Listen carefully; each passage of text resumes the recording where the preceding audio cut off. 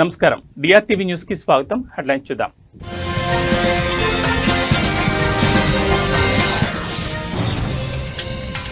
మరోసారి ప్రత్యేక దౌత్య శైలిని ప్రదర్శించిన ఇటలీ ప్రధాని.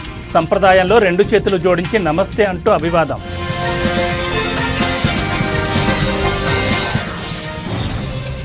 దేశ ఆర్థిక రాజధాని ముంబైలో భారీ వర్షాలు, కుండపోత వానలతో నగరం అతలాకుతలం.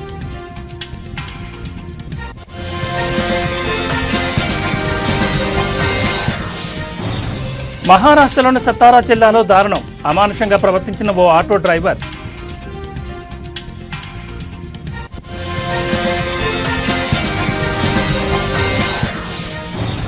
బీసీ సంక్షేమ సంఘం ఆధ్వర్యంలో సెమినార్ కార్యక్రమం. బీసీ సంక్షేమ సంఘం నాయకులను సత్కరించిన ఎంపీ కేసినేని శివనాథ్.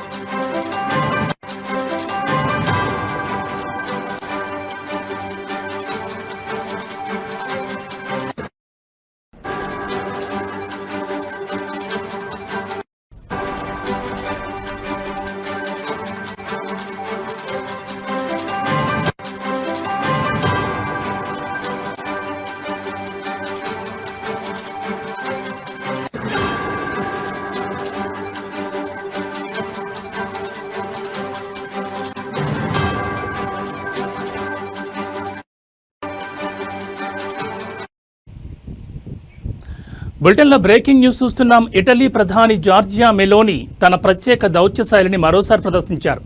ప్రపంచ రాజకీయాలకు కేంద్రమైన వైట్ హౌస్లో అమెరికా అధ్యక్షుడు డొనాల్డ్ ట్రంప్ సీనియర్ సహాయకురాలకి భారతీయ సంప్రదాయంలో రెండు చేతులు జోడించి నమస్తే అంటూ అభివాదం చేశారు.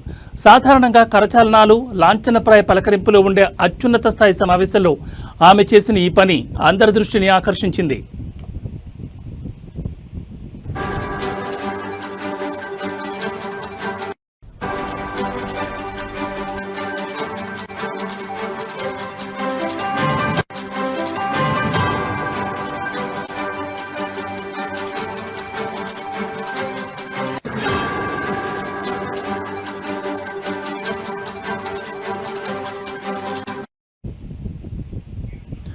ఉక్రెయిన్కు దీర్ఘకాలిక భద్రత కల్పించే అంశంపై వైట్ హౌస్లో కీలక సమావేశం జరిగింది. ఈ చర్చల్లో పాల్గొనేందుకు వచ్చిన మెలోనీ ఈ విధంగా పలకరించి ప్రత్యేకంగా నిలిచారు. మెలోనీ ఇలా నమస్కారం పెట్టడం ఇదే మొదటిసారి కాదు. గత ఏడాది జూన్లో ఇటలీలో జరిగిన G7 సదస్సులో భారత ప్రధాని నరేంద్ర మోడీ, బ్రిటన్ ప్రధాని రిషి సునాక్, యూరోపియన్ కమిషన్ అధ్యక్షురాలు ఉర్సులా వాన్ డెర్ లేయన్ వంటి పలువురు ప్రపంచ నేతలకు ఆమె ఇదే రీతిలో నమస్కరించి వార్తల్లో నిలిచారు.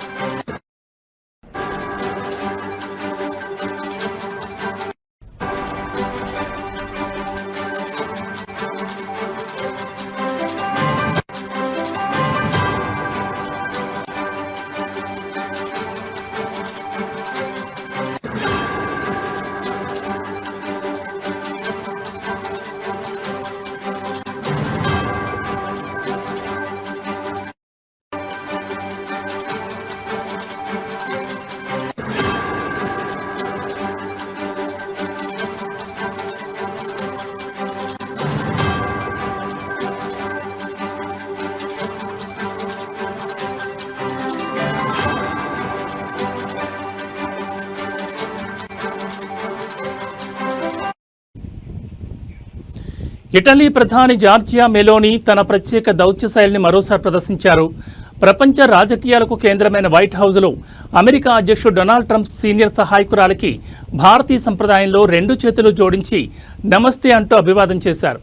సాధారణంగా కరచలనాలు, లాంఛనప్రాయ పలకరింపులు ఉండే అత్యున్నత స్థాయి సమావేశంలో ఆమె చేసిన ఈ పని అందరి దృష్టిని ఆకర్షిస్తోంది. ఉక్రెయిన్కు దీర్ఘకాలిక భద్రత కల్పించే అంశంపై వైట్ హౌస్లో కీలక సమావేశం జరిగింది. ఈ చర్చల్లో పాల్గొనేందుకు వచ్చిన మెలోనీ ఈ విధంగా పలకరించి ప్రత్యేకంగా నిలిచారు. మెలోనీ ఇలా నమస్కారం పెట్టడం ఇదే మొదటిసారి కాదు. గత ఏడాది జూన్లో ఇటలీలో జరిగిన G7 సదస్సులో భారత ప్రధాని నరేంద్ర మోడీ, బ్రిటన్ ప్రధాని రిషి సునాక్, యూరోపియన్ కమిషన్ అధ్యక్షురాలు ఉర్సులా వాన్ డెర్ లేయన్ వంటి పలువురు ప్రపంచ నేతలకు ఆమె ఇదే రీతిలో నమస్కరించి వార్తల్లో నిలిచారు.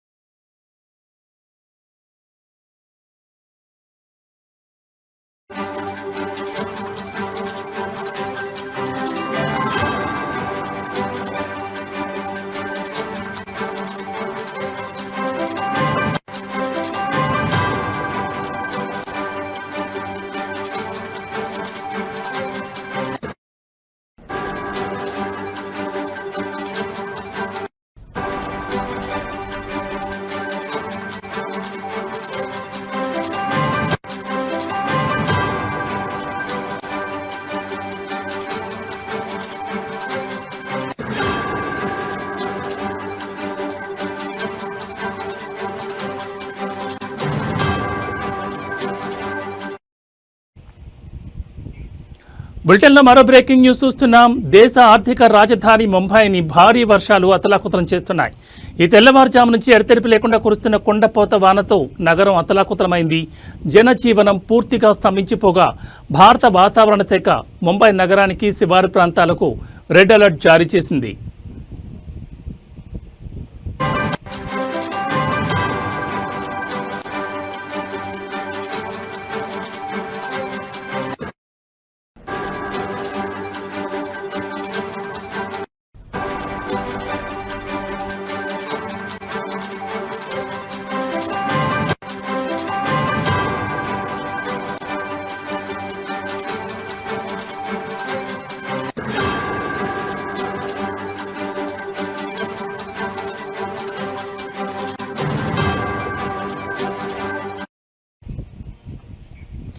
ఈ నేపథ్యంలో బృహన్ ముంబై మున్సిపల్ కార్పొరేషన్ కీలక నిర్ణయం తీసుకుంది. అత్యవసర సేవలు మినహా అన్ని ప్రభుత్వ, సెమీ ప్రభుత్వ, బీఎంసీ కార్యాలయాలకు నేడు సెలవు ప్రకటించింది. ప్రైవేట్ సంస్థలు కూడా తమ ఉద్యోగులకు వీలైనంత వరకు వర్క్ ఫ్రం హోం సదుపాయం కల్పించాలని, అనవసర ప్రయాణాలు చేయొద్దని బీఎంసీ గట్టిగా సూచించింది. భారీ వర్షాల కారణంగా ముంబైలోని పాఠశాలలు, కళాశాలలకు కూడా సెలవులు ప్రకటించారు.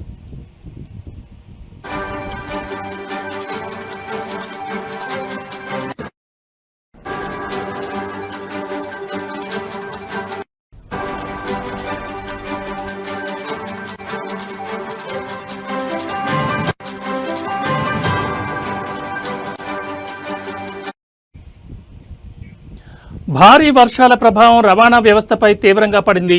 సెంట్రల్ రైల్వే లైన్లో రైళ్లు 20 నుంచి 30 నిమిషాలకు పైగా ఆలస్యంగా నడుస్తున్నాయి. ముంబై విమానాశ్రయం నుంచి బయలుదేరాల్సిన 155 విమానాలు, నగరానికి రావాల్సిన 102 విమానాలు ఆలస్యమైనట్లు ఫ్లైట్ రాడార్ డేటా వెల్లడించింది. వర్షాల కారణంగా కార్యకలాపాలకు ఆటంకం కలుగుతోందని, విమానాల రాకపోకల్లో జాప్యం జరుగుతోందని ఇండిగో సంస్థ కూడా ఒక ప్రకటనలో తెలిపింది.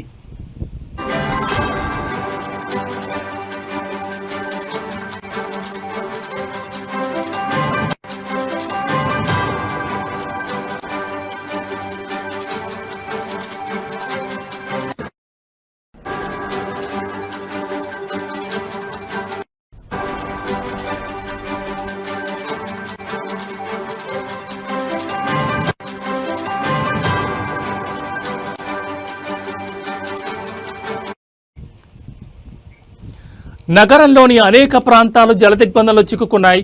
అంధేరి వెస్ట్లోని ఎస్వి రోడ్లో వాహనాల రాకపోకలు పూర్తిగా నిలిచిపోయాయి.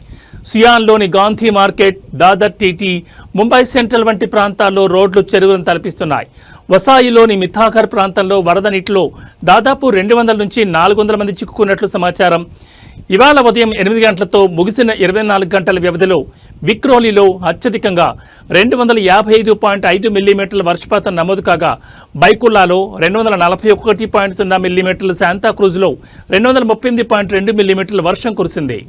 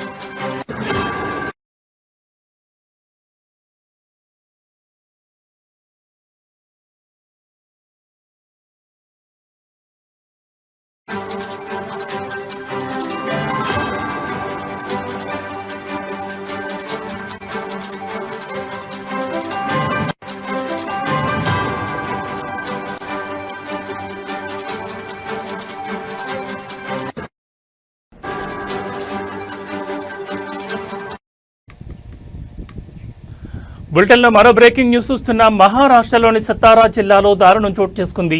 మద్యం మత్తులో ఓ ఆటో డ్రైవర్ అమానుషంగా ప్రవర్తించాడు. జరిమానా తప్పించుకోవడానికి ఆటోను ఆపకుండా తీసుకెళ్లాడు. అడ్డుపడిన మహిళా కానిస్టేబుల్ ఈడ్చుకుంటూ వెళ్లడంతో స్థానికులు వెంటపడి ఆటోను ఆపేశారు. డ్రైవర్ను చితకబాది పోలీసులకు అప్పగించారు. ఈ ఘటనకు సంబంధించిన వీడియో ప్రస్తుతం సోషల్ మీడియాలో వైరల్గా మారింది.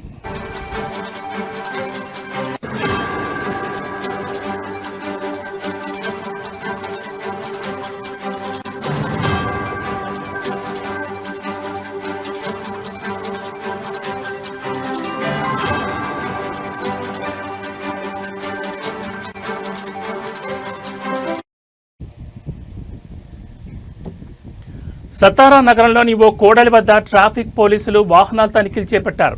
ఇంతలో అటుగా వచ్చిన ఓ ఆటోను మహిళా కానిస్టేబుల్ భాగ్యశ్రీ జాదవ్ ఆపేందుకు ప్రయత్నించారు. అయితే మద్యం మత్తులో ఉన్న డ్రైవర్ దేవరాజ్ కాళీ ఆటోను ఆపలేదు. అడ్డుపడిన భాగ్యశ్రీ జాదవ్ను ఈడ్చుకుంటూ వెళ్లాడు. దీంతో స్థానికులు ఆటోను వెంబడించి కొద్ది దూరంలో దాన్ని ఆపి డ్రైవర్ను చితకబాదారు. ఆటో డ్రైవర్ దేవరాజ్ కాళీను అదుపులోకి తీసుకున్నామని, భాగ్యశ్రీ జాదవ్ ఫిర్యాదు మేరకు కేసు నమోదు చేశామని పోలీసులు చెప్పారు.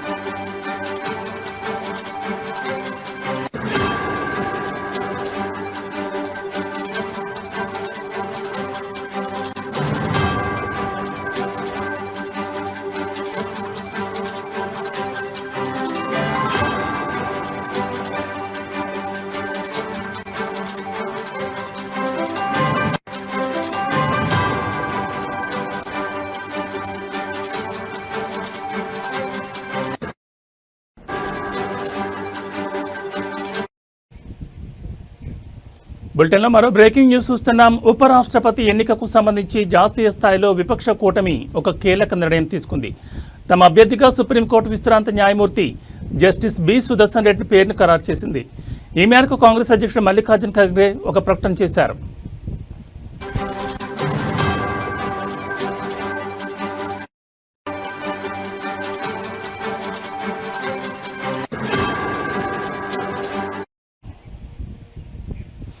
విపక్ష కూటమి అభ్యర్థిని ప్రకటించడం బీజేపీ నేత సిపి రాధాకృష్ణన్ను ఎన్డీఏ తమ అభ్యర్థిగా ప్రకటించిన 2 రోజుల తర్వాత చోటు చేసుకుంది.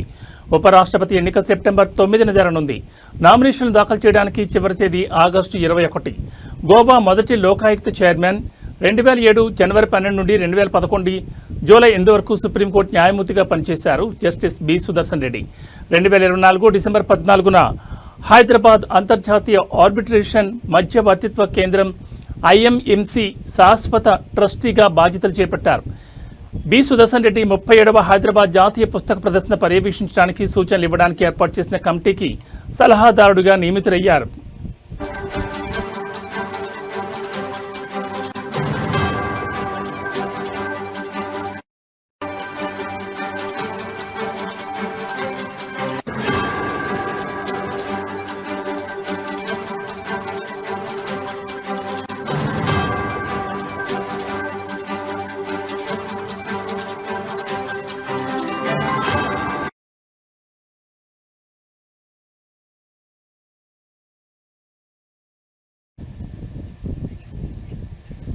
ఢిల్లీలోని ఆంధ్రప్రదేశ్ భవన్లో బీసీ సంక్షేమ సంఘం ఆధ్వర్యంలో జరిగిన సెమినార్లో విజయవాడ ఎంపీ కేశినేని శివనాథ్ పాల్గొని మాట్లాడారు. ఈ సందర్భంగా ఆయనను జాతీయ బీసీ సంక్షేమ సంఘం నాయకులు సత్కరించారు. విజయవాడ పార్లమెంట్ నియోజకవర్గంలో బీసీ కమ్యూనిటీ హాళ్లలో యువతకు ఉపాధి అవకాశాలు పెంచేందుకు స్కిల్ డెవలప్మెంట్ సెంటర్లు ఏర్పాటు చేయడానికి కృషి చేస్తానని ఆయన తెలిపారు. కేంద్ర రాష్ట్రాల్లోని ఎన్డీఏ ప్రభుత్వాలు బీసీల అభ్యున్నతికి కట్టుబడి ఉన్నాయని, వారి సంక్షేమానికి పథకాలను అమలు చేస్తున్నాయని ఆయన గుర్తు చేశారు. ఈ కార్యక్రమంలో బీసీ సంక్షేమ సంఘం జాతీయ అధ్యక్షుడు ఆర్ కృష్ణయ్య, రాజ్యసభ సభ్యులు బీదం మస్తానరావు, పాకా వెంకట సత్యనారాయణ, జాతీయ బీసీ సంక్షేమ సంఘం రాష్ట్ర అధ్యక్షులు వై నాగేశ్వరరావు యాదవ్, ఆంధ్రప్రదేశ్ ఇన్ఛార్జ్ యలగాల నూకానమ్మ యాదవ్ తదితరులు పాల్గొన్నారు.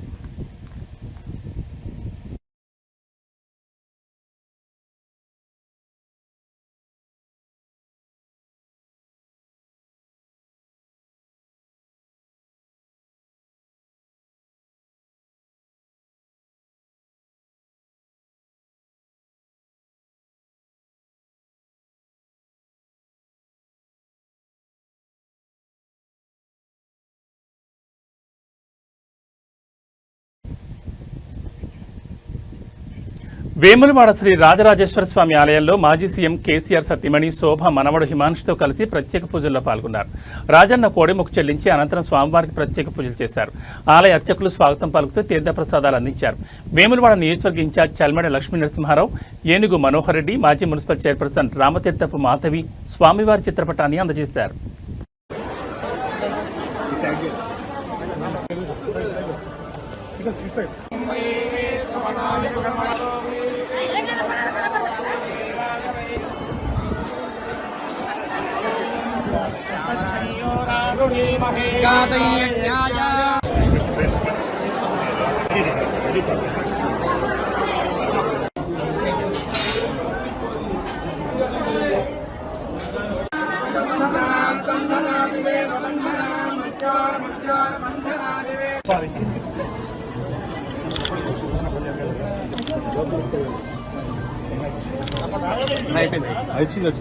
వచ్చింది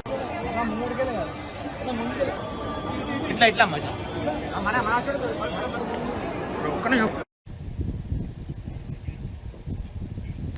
భారీ వర్షాల కారణంగా వివిధ ప్రాంతాల్లో పరిశీలించిన మంత్రి పొన్నం అనంతరం జీహెచ్ఎంసీ, హైడ్రా, వాటర్ బోర్డు అధికారులతో సమీక్షా సమావేశం నిర్వహించారు.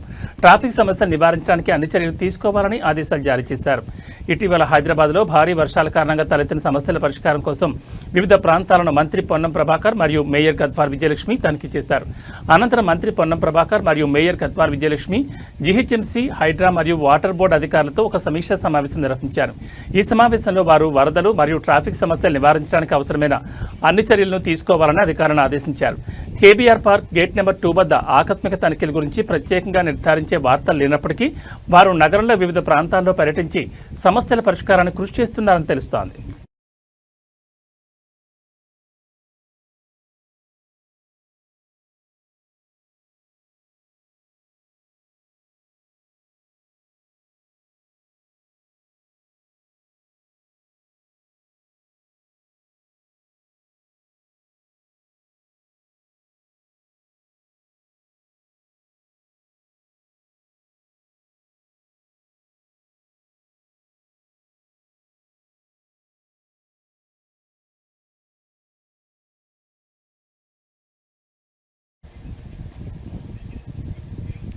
రాజధాని ప్రాంతంలో వరద నీరు నిలిచిపోవడానికి కారణం పశ్చిమ బైపాస్ నిర్మాణంలో అధికారుల నిర్లక్ష్యమేనని మంత్రి నారాయణ అన్నారు.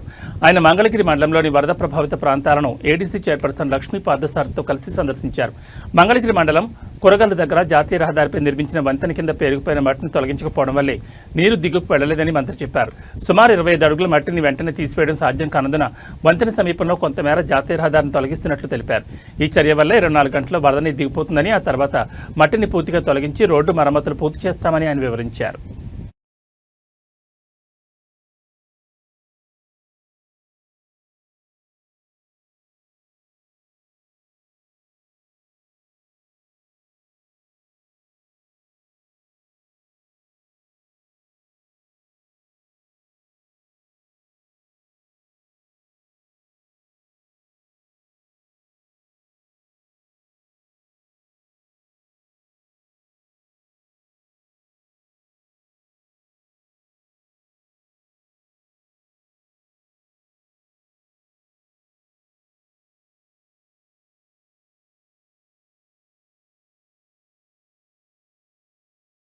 అమరావతి క్యాపిటల్ సిటీ అందరికీ నమస్కారాలండి.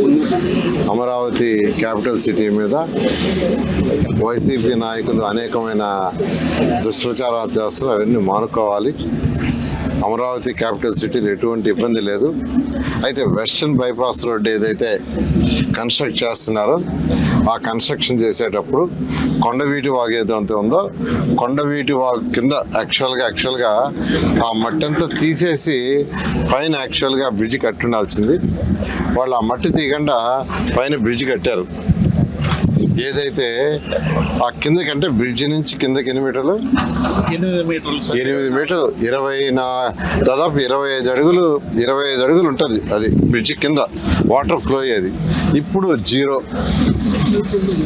జీరో ఎందుకంటే వాళ్ళ కన్స్ట్రక్షన్ విజయవాడ నగరంలో పలు రెస్టారెంట్లు, బేకరీలలో ఫుడ్ సేఫ్టీ అధికారులు తనిఖీలు చేపట్టారు. ఫుడ్ సేఫ్టీ మరియు తూనికలు, కొలతల శాఖ అధికారుల ఆధ్వర్యంలో మొత్తం 40 బృందాలుగా joint food safety controller Purnachandrarao ఆధ్వర్యంలో తనిఖీలు నిర్వహించారు. పలు రెస్టారెంట్లపై అందిన ఫిర్యాదుల మేరకు తనిఖీలు చేపట్టారు అధికారులు. నగర వ్యాప్తంగా రెస్టారెంట్లలో పాటిస్తున్న ఆహార భద్రతా ప్రమాణాలపై అధికారులు తనిఖీలు చేపట్టారు. అనుమతులు లేకుండా నిర్వహిస్తున్న హోటల్స్, కాలం చెల్లిన ఆహార పదార్థాలను అధికారులు గుర్తించారు.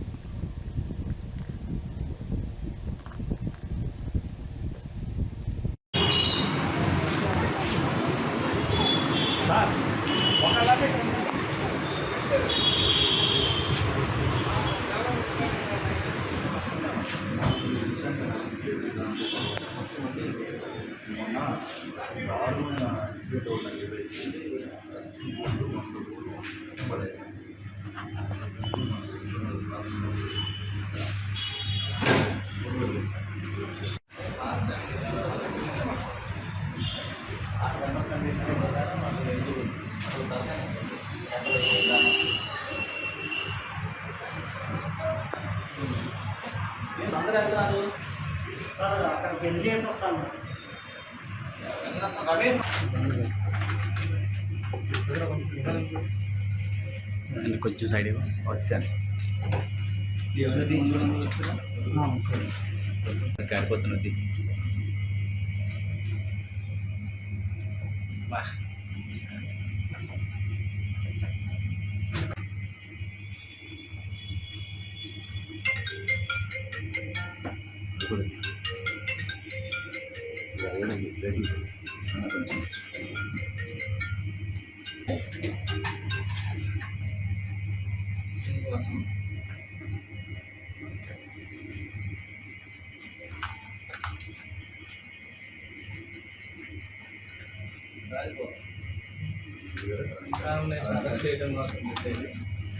దాన్నే చేస్తున్నారు.